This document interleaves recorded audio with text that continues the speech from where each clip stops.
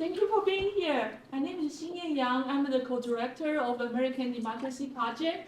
On behalf of our team, Miriam Madison and Dr. Daryl Hamlin, and our wonderful department chair, Dr. Wendy Roller-Suk. Yes, I'm terrible with last name, sorry. Yeah, we welcome you. And today we have two wonderful speakers. Dr. Gary Brinker, professor of sociology, and then his student, Haoyang Liu. She's an undergraduate student in the Academy of Math and Science. They will be talking about the institutional racism in the discretionary legalization of marijuana. How important. Okay, let's welcome the speakers. Thank you. Thank you very much, Sun Yang. I appreciate it. And thanks everyone here for coming. Maybe most of you know there's nothing more rewarding than being able to present your research to other scholars that are interested in this topic. So thank you very much for coming. My name is Gary Brinker. I've been here for a little while. I know several of you that are in here. Maybe some of you know of me. I don't know that I'm famous, but sometimes I suspect that I might be infamous. So I'm in sociology department. I love sociology. One of the most rewarding, I don't know if it happened in a day, but things that happened to me was when I became a scientist.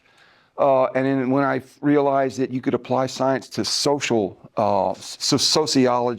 it was just incredibly empowering for me to not just help me understand my social world, but to give me a career and to give me a goal in life to try and spread this way of looking at the world and helping to understand that. And I do teach a class called Understanding Society. That I would encourage you to consider taking, because a lot of students have a lot of confusion. There's some really, as you may agree, some crazy things going on today. And so students need to understand what's going on. So I hope that I'm able to help them with that need.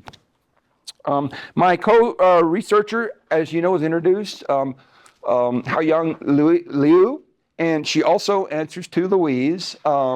But when I started working with her research, when she was my student, she took 140 last semester and invited me to call her Louise. That's why I started calling her that. But she was just an incredible. A couple of weeks into the class, she told my chair how much she loves sociology. She thinks she might want to study that as a discipline. So I invited her to work with me on this research. And she's just an amazing young woman. She's actually the youngest member of the Academy of Math and Science. I won't give her age away. She, I guess, looks her age. She's very young, but she's an incredibly talented young woman. She's got a very bright future ahead, and it's been a pleasure working with her.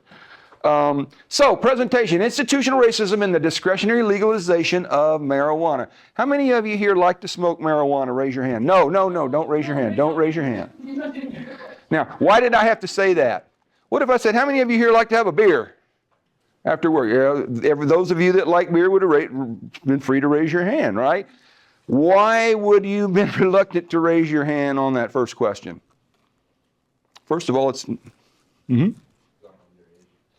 Okay, it's illegal. It's illegal for you. Well, in Kansas, as you may know, Colorado legalized, was one of the first states to legalize, and then more recently, Missouri legalized recreational marijuana. So we're kind of stuck in between. It's not legal at all in Kansas yet, even if you're old enough, if you want to go to Missouri or Colorado. But that's the main point here. In our society, in Kansas society, it's still illegal. And it's still, because of that, largely still stigmatized. So even if you didn't worry about getting in legal trouble by raising a gun, you would have to worry about somebody saying, oh, they smoke marijuana? Oh, I feel differently about them now. I think I'm going to stigmatize them. I don't have anything to do with them anymore, right? I don't want to be influenced. So what we're talking about here is what sociologists call the social construction of reality. Okay? And what you find is there is, I think, a empirical reality, whether it's the physical world or even what's going on inside people's head. People are having specific thoughts about what they think. But there's mostly powerful people. They get their power, they maintain their power by trying to create reality in a way that makes it seem like they're the ones that should be in charge, and you should do what they say. You should live by the rules that they say. So that's, again, one of the very interesting things about sociology is studying power and how power influences the way people perceive the world. And there's certainly no better example of that than what's going on today in social media, for example. So there's constructed reality and there's reality, because we've got three main recreational drugs, right? Who can name them? Marijuana is one of them. What's the other two main drugs that people take to relax and have fun? Alcohol and tobacco. Okay, tobacco, alcohol, and marijuana are the three most commonly used recreational drugs. And of course, alcohol and tobacco are legal, and marijuana is illegal. And why do we make drugs illegal? Because we've decided they're too harmful. We can't allow these. There's too much potential harm in allowing people to use these, right? Isn't that the reason we make drugs illegal? We don't just do it randomly, right? So if the reason we make drugs illegal is because we want to prohibit the more dangerous ones, and marijuana is illegal, but alcohol and tobacco are allowed, does that suggest that we've decided cigarettes and alcohol are okay, they're not that harmful, and marijuana is?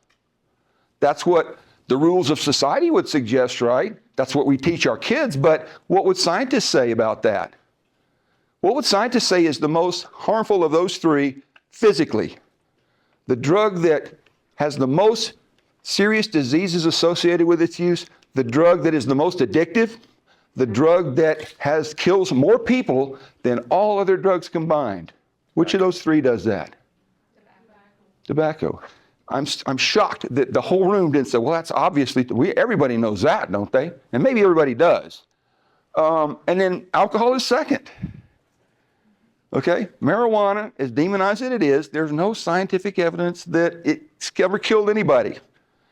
Now, you can't overdose on marijuana. It's hard to overdose by smoking it, but if you eat it, you can overdose, and you may experience maybe the worst 4 hours of your life if you do that, because it can cause intense emotional and psychological distress, but it won't kill you. You'll get over it.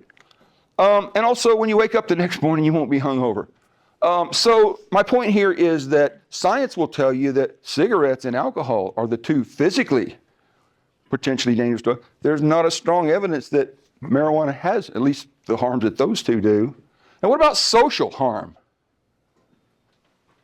Which of those worst drugs for social harm causes you to do deviant, dysfunctional behavior? Alcohol, right? By far. Alcohol, what does it do? The main thing it does, it breaks down your inhibitions. You'll do things when you're drunk that you would never do sober. And you'll wake up the next morning and go, oh my gosh, I can't believe I did that. You know, you'll drive when you really shouldn't drive. You'll get in fights with people. It tends to make you more violent. You might wake up next to someone and go, oh my gosh, I can't believe I slept with that person. What am I going to do? So alcohol can definitely get you in a lot of social trouble, right? This is, actually I got the idea for this last semester and initially worked on it with a couple of sociology students, Hannah Cross and Jalen Sutter. And we actually just analyzed these trends for 1 year and got some interesting results. And so that's what made me say, okay, well, I want to expand this and do a trend analysis of these. So main research question, how does discretionary regulation of marijuana constitute institutional racism against African Americans? So let's clarify, what do we mean by institutional racism? Discrimination, which is by definition unequal treatment, right? On the basis of membership in a particular ethnic group, typically one that is a minority or marginalized, and by minority we don't mean numeric, we mean power-wise, wealth, status, and power. Groups that tend to have less than the majority group, arising from system structures or expectations that have been established within an institution or organization. So the unequal treatment we're talking about here is the freedom to pursue happiness in the use of recreational marijuana. That's why people drink. That's why people take recreational drugs, to make their life happier, more enjoyable, right? We have a constitutional right to pursue that as long as we're not hurting anybody else. Particular ethnic group, of course, is African Americans here. You could argue that all non-white people, to some degree, suffer this type of discrimination. We focus on African Americans. And then the system and structure is the system for regulating marijuana. So maybe more specifically, what we're asking is, how do the rules for where and under what conditions a citizen may possess and ingest marijuana negatively affect a category of individuals? And again, this we're talking about African Americans, and the institution is the criminal justice system. So the grounded theory that we're working with, and you usually need more space to fully articulate a grounded theory, but in a nutshell, we're operating on the assumption that is to a large degree supported in the literature, that the power given to police officers, prosecutors, judges, and juries in deciding whether to monitor, detain, search, arrest, prosecute, and convict citizens suspected of marijuana violations facilitates this race-based disproportional application of efforts to enforce and punish violations. And this, again, is a concept that's been widely covered in the literature called discretionary arrest. One example of that, you've maybe heard of driving while black. This is where you have racist police officers as they're out on patrol and they're watching people go by. They let the white people go by, but when a black person goes by, they'll either pull them over or give them more scrutiny. So they get, they're more likely to be detained or to monitored, and then they're watched more. They're more likely to be pulled over if they're black, and if they're black, they're more likely to be searched. In other words, if I'm a racist police officer and I pull a white person over, let me talk about a black person first. I pull a black person over, well, I might stick my head in the window to smell. I might walk all the way around, check all the floorboards in there, make sure I'm looking for anything I can see that's suspicious that I can use for probable cause, and maybe I see a package of cigarette papers. And I say, oh, I've now got probable cause to search your car because you have rolling papers. And then so the person gets searched. And then, whereas the white person, they won't stick their head in the car, they won't look around, and if they see a package of papers, they'll go, oh, well, papers aren't illegal. They probably just roll their own cigarettes. So you can see how just the way I think about people can result in very different ways. Suppose I find marijuana. I find a little bit of marijuana. Well, it's just a little bit. You're white. I'll overlook it. But if you're black, oh, marijuana, you're under arrest. So just to get an idea of how this works. So legalization of marijuana, think about it, nullifies these power dynamics. If marijuana is not illegal, I can't do this. I can't practice discretionary arrest if marijuana is legal.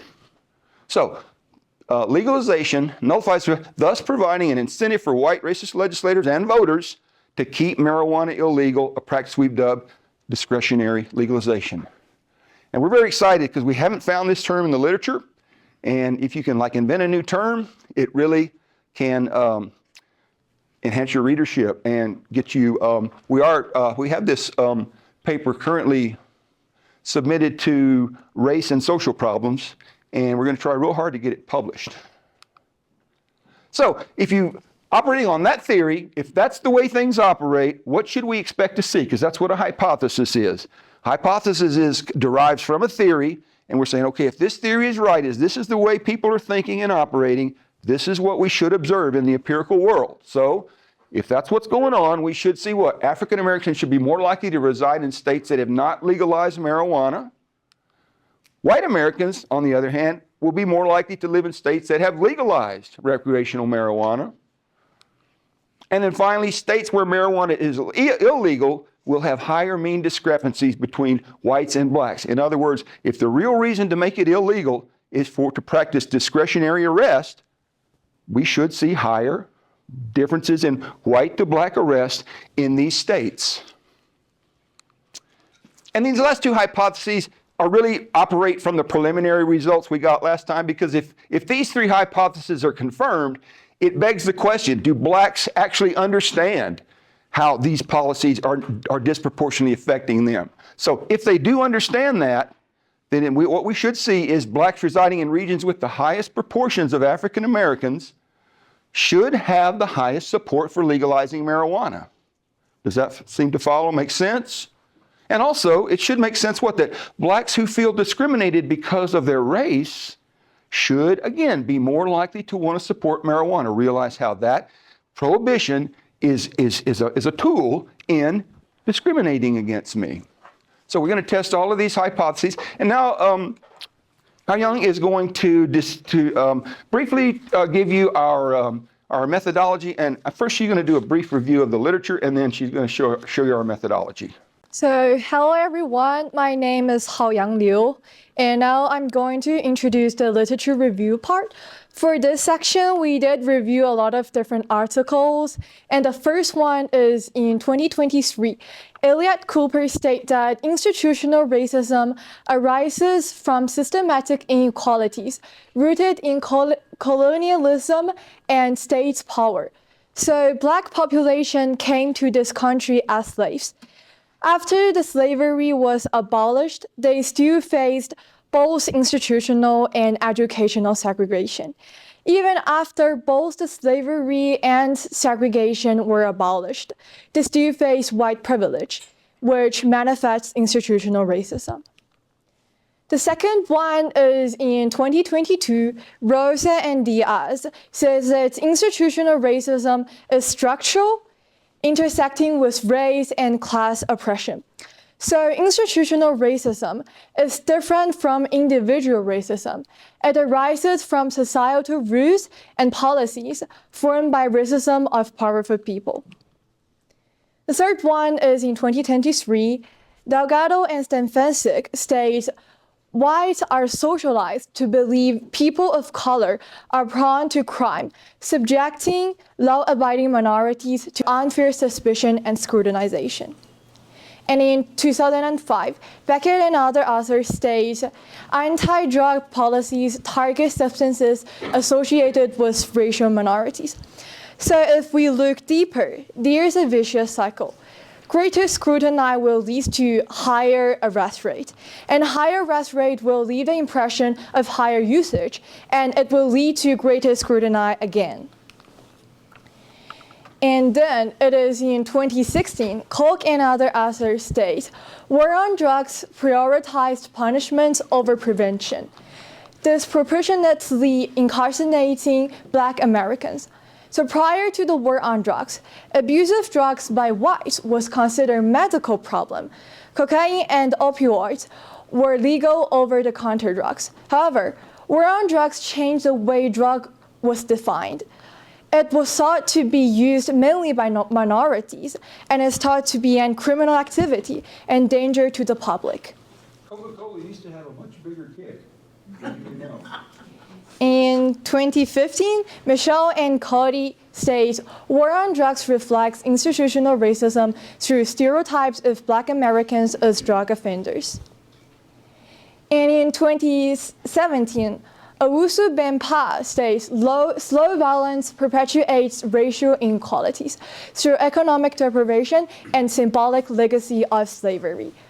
So slow violence is a type of harm that happens gradually and over time, often out of sight. It leads to poor mental and physical health, and also leads to a sense of hopelessness and despair. In 2018, Ledford states, racial biases influence policy making, not just policy implementation. So policy decision to prohibit marijuana is made while knowing discretionary arrest can be used to oppress Blacks. Different data sources was used in the methodology section. So the first one, also I think maybe the most important one, is the statewide population by race. It is sourced from the United States Census Rural American Community Survey from 2008 to 2022. And the next one is the legalization status of marijuana by state from 2008 to 2022. It is obtained from the National Organization for the Reform of Marijuana Laws. The third one is the racial disparities in marijuana arrest in 2018. It is obtained from the American Civil Liberties Union. And the next one is self-reported drug use and opinions on racial discrimination and support for legalization from 1972 to 2022 from General Social Survey, also called GSS. And we also use a lot of different statistics. The first one is the percentage of population of black or white in states where marijuana is illegal or legal. So the percentage of white is calculated by dividing the number of whites in a state where it's legal or illegal, divided by the total population and multiplied by 100. And the percentage for blacks are calculated in a similar way. The next one is this ratio. It's calculated by dividing percent of population African Americans living where marijuana is illegal by percent of population white living where marijuana is illegal. And this ratio is calculated in a similar way. And then we get mean times African Americans more likely to be arrested for marijuana by legalization status. For each legalization status, we sum the times more likely blacks arrested than white and divided it by the number of states in each category. The last one is the analysis of variance. We use it to compare racial distributions across states with varying legalization statuses. And here are the analysis. The first one is trend analysis. We use it to compare annual population changes in states where cannabis is legal or illegal. The second one is analysis of variance. It is used to assess statistical differences in racial demographics, like black versus white populations, between legal and illegal regions. The third one is the mean comparison. It is used to compare the average arrest rates between black and white population in legalized and illegalized areas. The fourth one is the cross-tabulation. It is used to analyze discrepancies in black and white arrest for marijuana by legality status and also drug use by race, support among blacks for legalization by proportion of black population, and also support among blacks for legalization by whether few discriminated against. Okay, very good. Okay, so as you can see, I dumped the more boring stuff on Haoyang. That's what happens when you're the student researcher. But she did. She articulated the methodology. Also, she was very helpful with the literature review, and she also double-checked my numbers. She's very good at math, so I was glad that she did that for me. Okay, so let's look at the results. Remember her first hypothesis, we said that if this theory is valid, we should see African Americans be more likely to reside in states that have not legalized. So this column chart shows between 2008 and 2022 the percentage of both whites in the light column and black in the dark column that live where in all the states where marijuana is illegal. So you can see a constant tendency for the percent of African Americans to live where it's illegal to be between 4 and 8% higher. And so, you know, you can notice there was kind of a steady drop, but then for some reason in 2016 there was a lot of states that legalized that year, which is why you had the drop. But you'll see that there was a little bit of difference in the change, but not much. Now this is kind of deceiving because it really, we believe that it's not the difference in the percent that's the best measure of inequality, it's the ratio. And maybe you can see right here that if you have the relative same difference, it's a little bit, the relative same, but if there's a big drop in the overall, then the proportions change radically. So it kind of looks like there hasn't been really any change for African Americans compared to whites, but if you look at these ratios, you can see that it's actually gone up. In other words, the ratio has increased, particularly as you can see for up until recently. I don't know if 2022 represents a trend that's going to go back the other way. That's quite possible. We'll just have to see. So this is showing that, and again, this is due to states legalizing tending to have high proportions of white residents. The more the states that are predominantly white legalize, the bigger this ratio gets overall for the entire country. So this is showing, I don't know if you're familiar with box plots, but this is showing, as you see, for recreational, medical, and totally illegal, and you know, each of these give you 1/4 of the cases fall into those 4 areas. So what we see here is that several of the states that are totally illegal have high proportions of African Americans. In other words, 1/4 of the states that are illegal have a little over 20% African American, whereas you can, and you'll see right there that the states that fall into this quadrant are these states here, which have the highest proportions of African Americans, and there are also a lot of states where research and anecdotal cases of discriminatory arrest occurs. And notice also where recreation is legal, there's almost no state, there is no states that have high proportions of African Americans at all.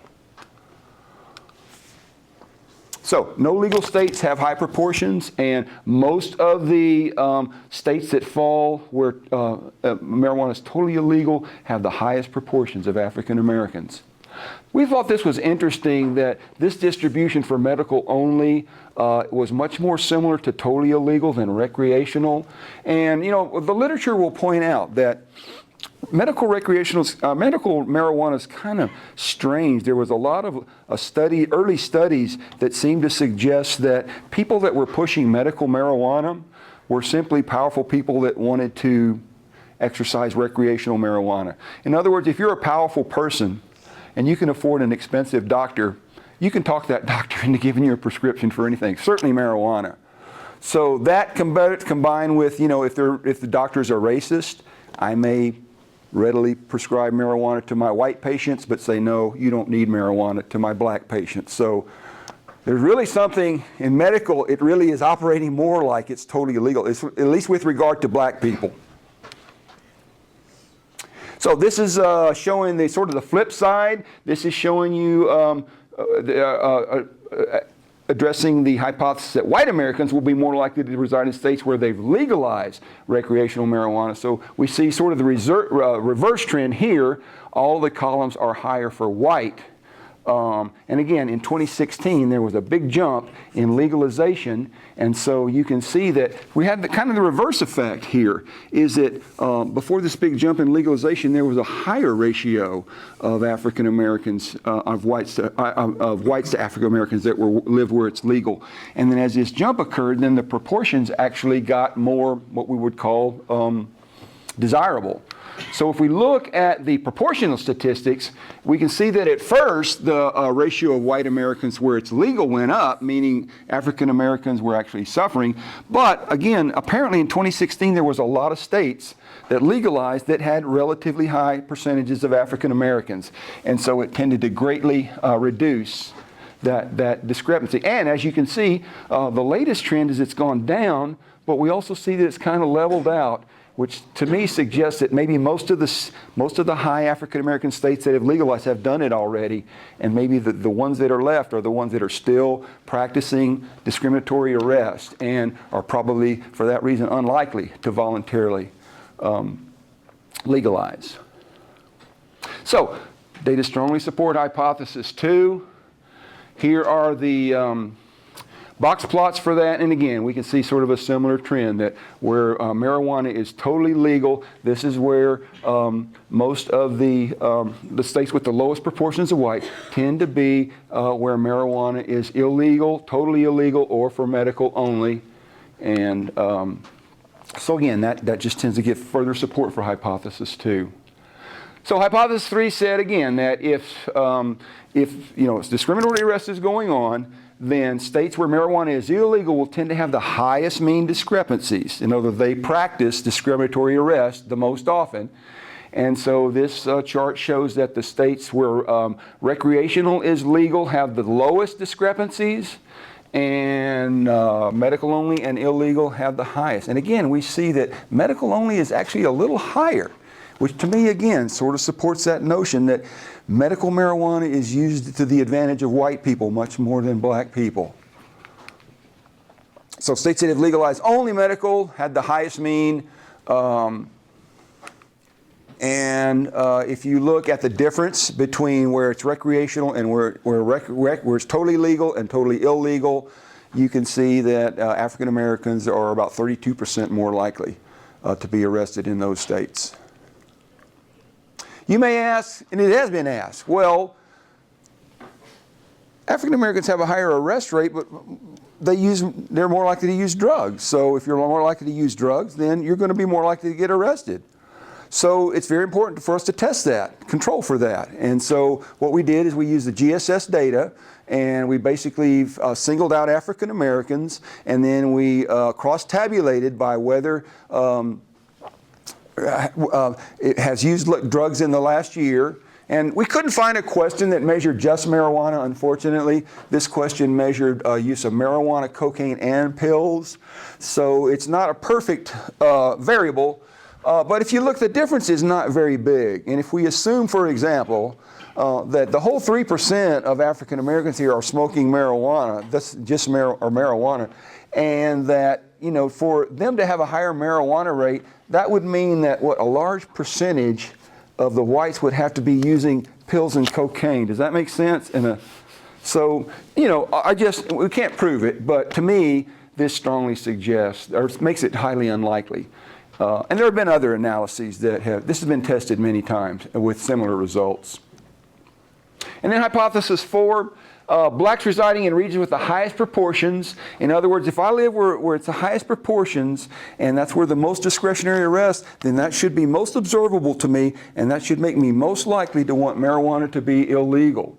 So what we did is first we separated out African Americans only, and then we cross-tabulated support for legalization by the 9 different regions that GSS measures the respondent is from, and they're actually ordered from percentage. Then New England's the second highest of African Americans Pacific. Those are the lowest proportions, and then South Atlantic is the highest percentage of African Americans, Southeast is the second highest, and so forth. So from lowest to highest percent of African Americans in that region. And so the hypothesis suggests that these columns should be getting bigger. That because we said the higher the percentage of African Americans, the more support for marijuana. But not only are we not seeing that trend, we're seeing the exact opposite of that trend. In other words, the areas that have the high proportions of African Americans, those African Americans that are less likely to support legalization. And interesting results too with hypothesis 5, because again, it just seemed natural to us that if all of this discrimination is going on, that blacks that realize they're being discriminated against, that they would identify that as one of the sources, and that they would be more likely to want to make marijuana legal. So again, we separated out blacks, and then we cross-tabulated whether they feel like they are discriminated against, yes or no, and then measured their support for marijuana. And so the people that said, yes, I feel discriminated because of my race, were actually slightly less likely to favor supporting marijuana. So the data here did not support the hypothesis either. So our conclusions, first 3 hypotheses, which again we're measuring discrimination against African Americans, were all supported by the data. The discrepancy between the percentage of whites and African Americans living in states where marijuana is illegal have decreased slightly, but the ratio has increased dramatically. In other words, that measure of inequality has increased dramatically. And we think this is important too, that those outliers, there's just a few states apparently that are the ones that are really the culprits here, that are drawing the national statistics, or that are skewing the national statistics. And again, those are Mississippi, Georgia, Alabama, South Carolina, and North Carolina. Last 2 hypotheses not supported by the data. African Americans in states with high proportions of blacks were not more likely to support legalization, and African Americans who said they feel discriminated against because of their race were not more likely to smoke legalization of marijuana. So to us, this suggests that many African Americans may not be aware of the effect of statewide prohibition on institutional discrimination. And that's easy to understand because it's kind of tricky. It's not easy for anybody to understand that. And like I said, we found some evidence to support the previous literature that says white Americans have a structural advantage, and that structural advantage is to have more power and wealth. They can go to the doctors that will prescribe medical marijuana for them. Black people don't have that option. Social policy implications. To me, if there's no policy implications from your research, it's not very useful. So what are the policy implications of this? We believe that it suggests that the media needs to make African Americans more aware of the effects of statewide marijuana prohibition on their rights and access to equal justice. That's true of the federal level, the state level, State legislators in states prohibiting recreational use should be made aware of these disproportionate effects on their, not just African Americans, but all their minority constituents. And federal level too. Federal level legislators need to be aware of the disproportionate effect of federal prosecution has on African Americans. I think most of the disproportional arrest is by state police, by state level prosecutors. But as long as marijuana is still illegal at the federal level, then there's still the potential for federal law enforcement to practice discriminatory arrest, discretionary arrest, I'm sorry. So discretionary arrest, if it's still going to be allowed, it needs to be, in other words, the states are going to still be allowed to prohibit marijuana.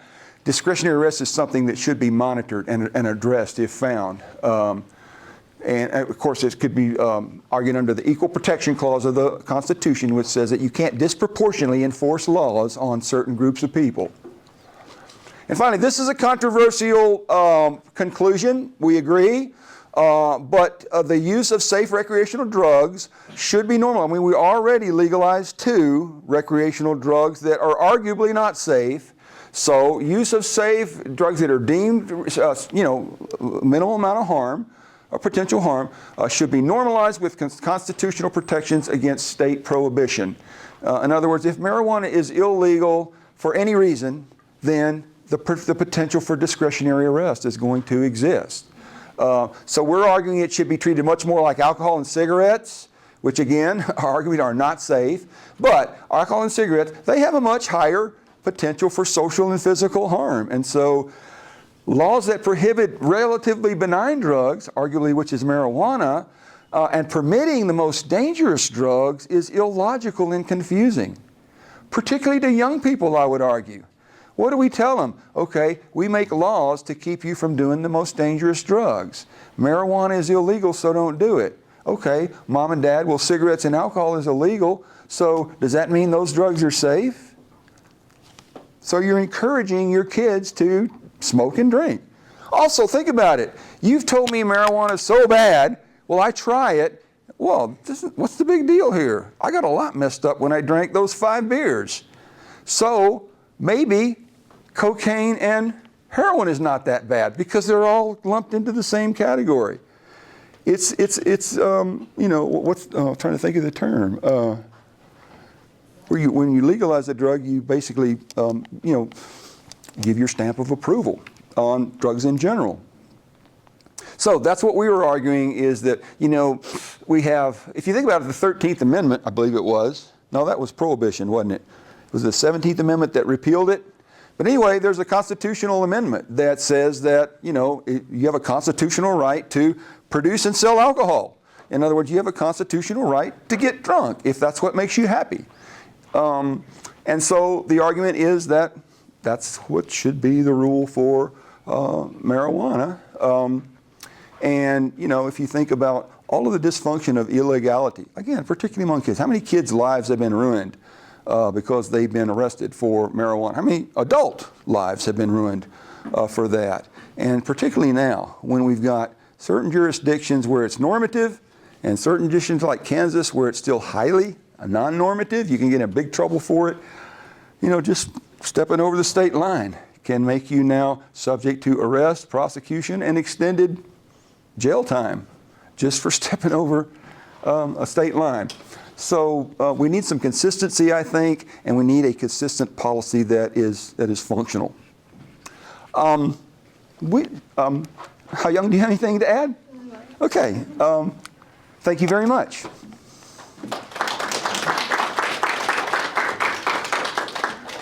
We have time for questions? Anybody have a question or comment? Do you think with the current trend that we're seeing, kind of the idea that an extinction burst is kind of existing within the stigmatization of marijuana, that it's going to become, people are really upset about it now, but eventually it's just, suddenly everything's good, like it's an extinction burst? burst that we're kind of seeing by the data. Yeah, I mean, it seems that it's easy to understand why people are against it because they've been just taught that it's bad. So I think as more states legalize, and they're doing studies to see, they have identified some problems. I think the worst one is the fact that it's easy to eat a lot of marijuana, and unfortunately a lot of the forms of edible marijuana are candy. And so there's a big potential. If your kids find your edible gummies, they could have a really bad experience from that. And of course, you still need to, just like with alcohol, and cigarettes, you've got to wait till you're certain, till your brain is fully developed before you allow that. So, and to that degree, there will, even when you legalize it, there's always going to be potential for discretionary arrest. Because even where it's legal, you only have so much. If you exceed the legal amount, then you're violating the law. If you sell it to minors, right, or sell it without the tax.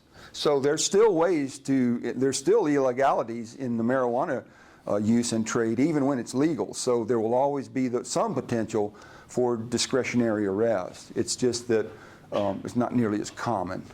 Mm-hmm. So I hope that answered your question. Uh-huh. Yes, Chris. You had your hand up first. Chris. Oh, can you go to the slide where you introduced the discretionary legalization concept? Might take a minute. near the beginning, with the grounded theory. Yeah. Tell me when I come to it, if you see it. Just in the There. Uh-huh. Okay. So what I was thinking about throughout the project is that because you're saying that if whites have animus towards individuals that are black or African American, that's going to be reflected in their attitudes about marijuana policy. Mm-hmm. Don't you think then that an individual level analysis might be a more appropriate test of this than a state level analysis? Because if you were testing the attitudes of white individuals, measuring whether or not they have animus towards blacks and seeing if there's an association between their animus and their policy attitudes regarding marijuana policy, that's like more of a direct test of what you're trying to tease out. I think that analysis would add to the study. Yeah, I agree. That would be good. Yeah, people are not going to admit that they want to do it because of discretionary arrest. They're going to rationalize it by saying, "Oh, well, it's just a dangerous drug. I don't want blacks or whites to use it," even though in the back of their mind they know that most of the cops are not going to arrest my white kid, for it, and so it's really legalization is probably not going to affect me. I was thinking of Alport's contact theory which is goes back all the way to the 50s. It says that, well, if individuals have friendly interactions with a group that's designated as an out group, Okay. that their perspective about that group changes. So Okay. if white folks have friendly interactions with individuals that identify as black or African American, their attitudes towards African Americans is going to change, and that Right. leads to changes about. Yeah, and I think that concept hits at what she's saying, because when you make it legal so that people now can observe, the effects of people smoking, and they can interact with people that are high and know they're normal. Sometimes you can't even tell they're high, right? That will have the effect of changing their attitudes and make them feel like, well, okay, maybe this is not so bad. Maybe this prohibition's causing more harms than good. Well, that's interesting in terms of that would be two characteristics. It would be race and drug use. Mm-hmm. Now, Yeah, that's the intersection comes in. Interaction of just racial dynamics. Yeah, intersection does complicate the theory and the analysis. I think we're almost, there was one other question back here. Uh-huh.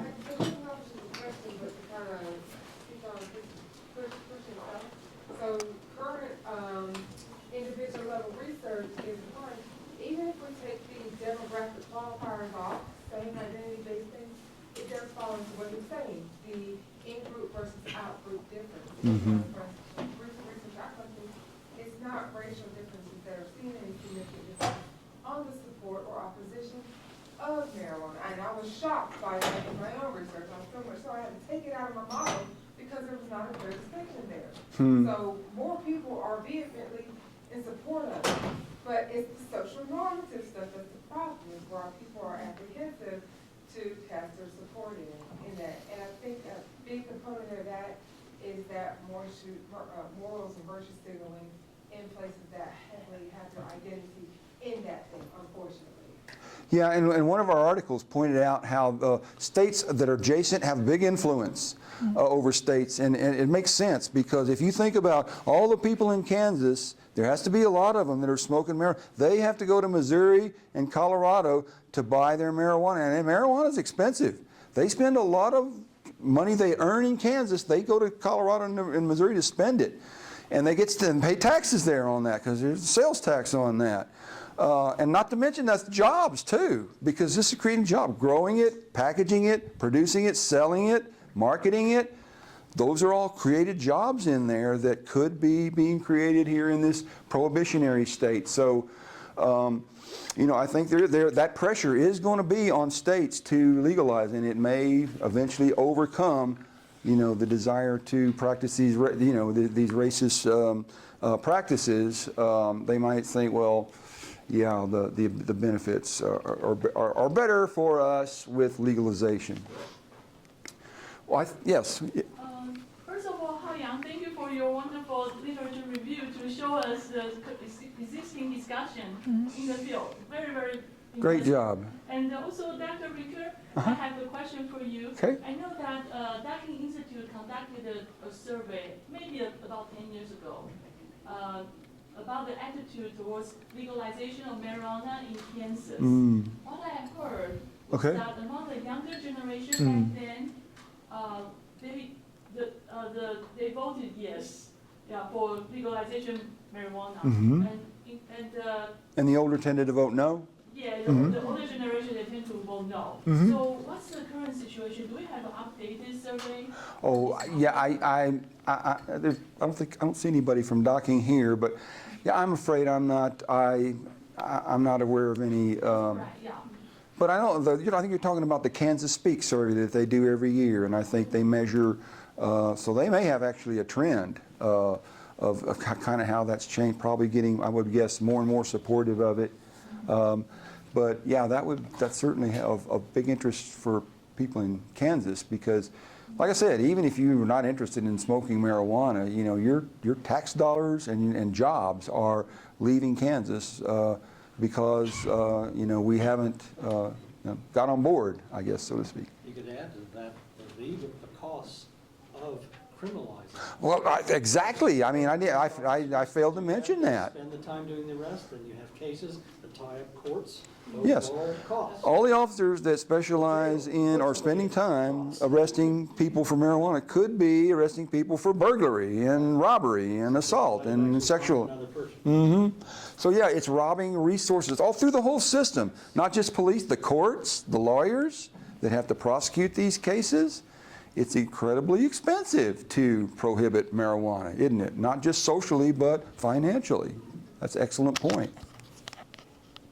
Yes. I was just gonna mention that, I remember, so I'm in my 30s, and I remember from like elementary school, we would take a yearly kind of survey that was, and it was every year, it'd be the same questions of like, how wrong do you think smoking marijuana, this drug, drinking 5 glasses of alcohol in one sitting would be, and then the next question is, how likely is it for someone in your neighborhood to get called out on it? And it was just, that was going along with that idea, if we could, I think it was through the Washington Institute, but it was something that I would be doing every year, and you would get like a... As a minor? Yes, as Okay. a minor, and up even until like I was 20, I think. Okay. Even, that they had, every year, they would survey the same people.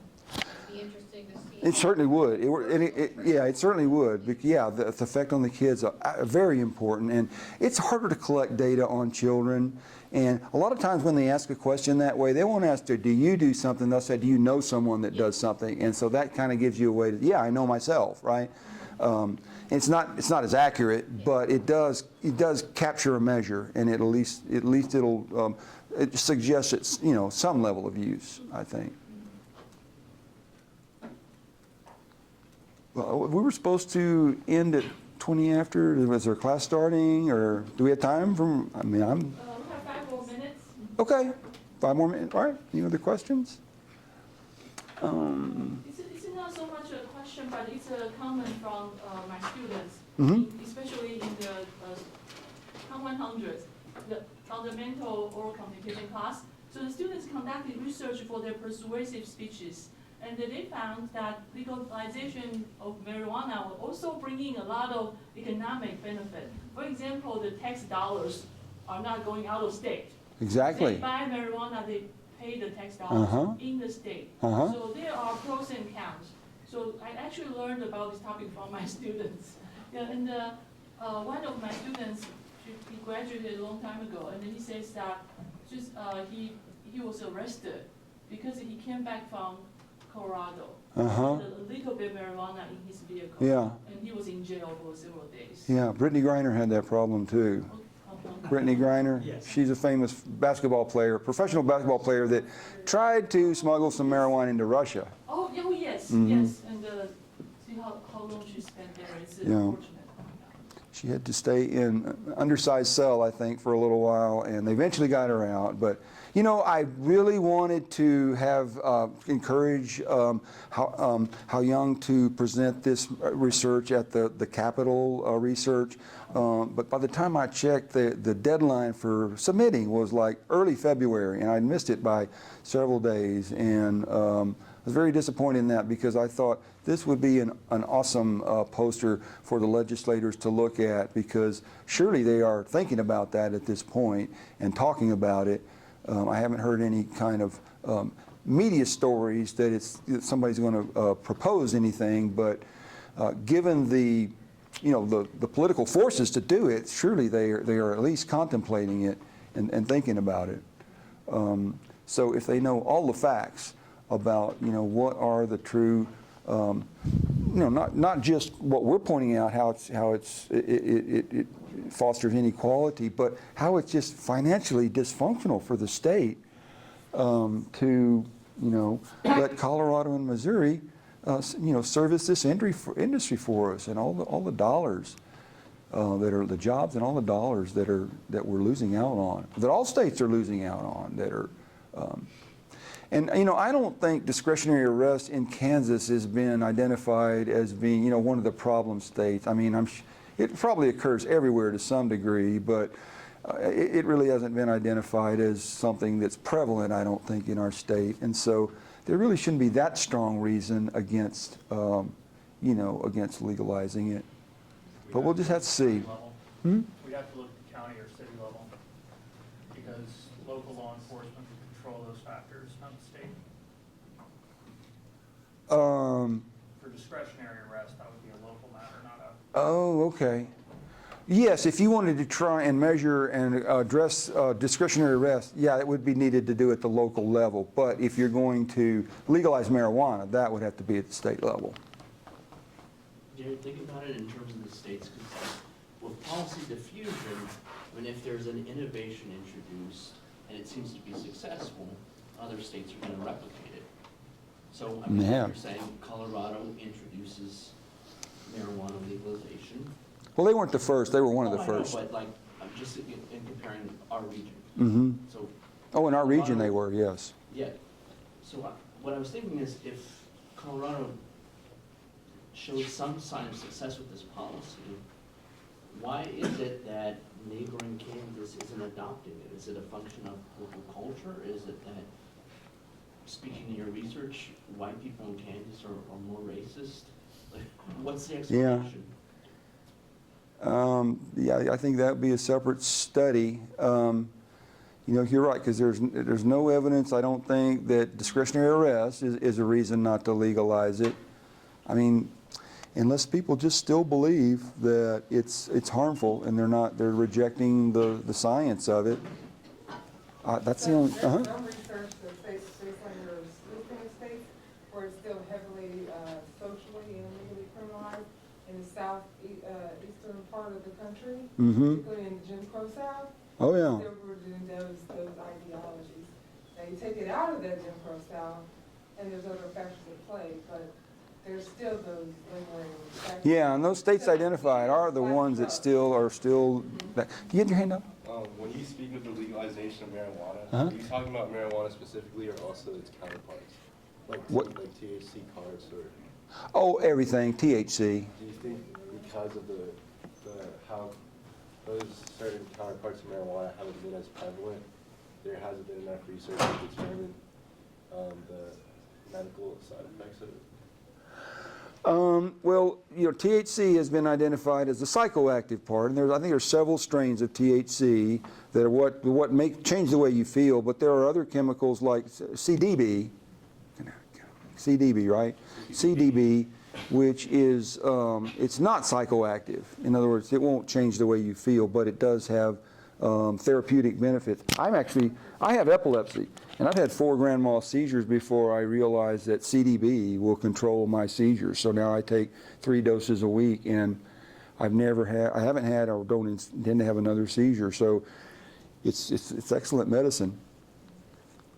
Because before that, the doctors had some other chemical that was very expensive, and people have been taking marijuana for tens of thousands of years, and so this would have been something new. Yes.